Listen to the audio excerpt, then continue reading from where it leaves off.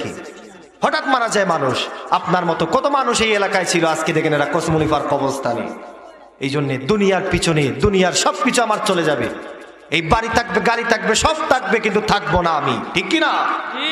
তোমার রং তামাশা কই যাবে? কই যাবে তোমার এই রং তামাশা? কই যাবে তোমার এই গাড়ি? কই যাবে এই বাড়ি? এই মুহূর্তে মারা গেলে আগামীকাল এই সময় তুমি কবরের বাসিন্দা হয়ে যাবে। কই যাবে তোমার সন্তান? কই যাবে তোমার ছেলে? কই যাবে তোমার মেয়ে? তুমি যে দুনিয়ার এই নানা রং তামাশায় নিমজ্জিত হয়ে গেছো, আল্লাহ আল্লাহ রসুলকে ভুলে গিয়েছো। তুমি কি মনে করো না? নবীজির হাদিস এসেছে একজন মানুষ প্রতিদিন যেন অন্ততপক্ষে 20 বার মরণের কথা চিন্তা করে। নবীজি বলেছেন যে একজন মানুষ যেন প্রতিদিন 20 বার মরণের কথা চিন্তা করে। নবী বলেন কেউ যদি প্রতিদিন কমপক্ষে 20 বার করে মরণের কথা চিন্তা করে, আর সেদিন যদি সে মারা যায়, আল্লাহ পাক তাকে শাহাদাতের মর্যাদা দান করে দিবে। ভাইরা, এই পৃথিবী থাকবো না, এটা টাকার জায়গা নয়।